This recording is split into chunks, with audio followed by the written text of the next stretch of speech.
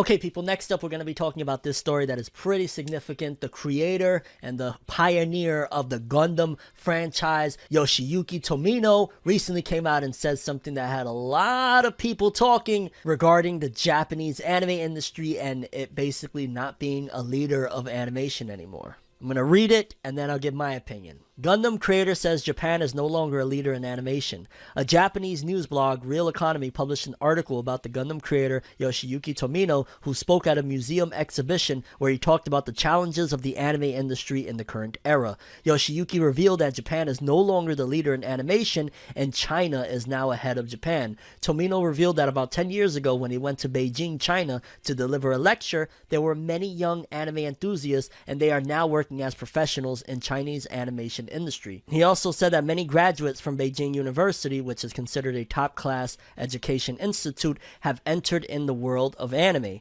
Tomino claimed that Chinese government is heavily investing in their domestic animation department as a part of their state policy. He then compared the Chinese government with a Japanese government and said that Japanese politicians are stuck 30 to 40 years in the past. He further said, there is a sense of crisis that Japan will lose completely to those in Beijing if they don't stop making anime from a business-oriented perspective. But I didn't mean to send salt to them who came to listen to my lecture, and I don't want to lose. Still, I want you all to be aware that Japan is no longer a leader in animation. As for the Chinese animated shows are concerned, the quality have improved a lot over the years. According to many anime fans, they still can't enjoy the Chinese animation as much as anime because of the language barrier. Also, many Japanese animators now prefer to work for Chinese animation studios due to better wages. And I'll be honest with you, I feel like Tomino definitely had a few different points. For starters, they are definitely way more business oriented now than they used to be. That's one of the problems that a lot of people are seeing with anime as a whole and where it's going, is the fact that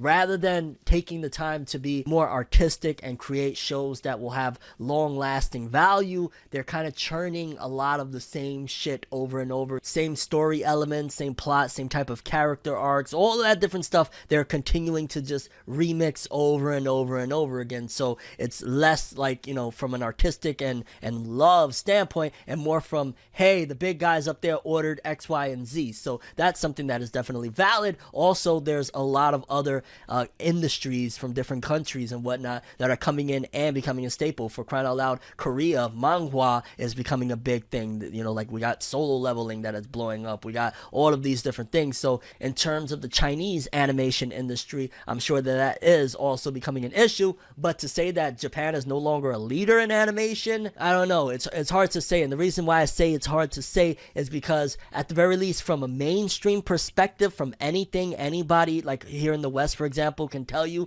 is that anime is like one of the biggest things, and it is the big thing in animation. So it is the leader because the animation is obviously 99% being done over there in Japan. Of course, there's a few subsections of places that are animating certain projects and whatnot, but for the most part it's coming from Japan. So I won't say that Japan is not a leader in animation anymore. I think he was maybe being a little bit over the top with it. I think Japan is still very much so a leader, but that could change. That's my opinion though, and obviously he's way more experienced, so he knows more than me. What do I know? All I know is what I see, and what I see is that anime is 100% number one in the forefront, and majority of it is being produced over there in Japan. Minus, again, some of the subsection studios that are handling certain episodes or projects and stuff like that. But yeah, I thought that was something interesting to note, and I wanted to cover it.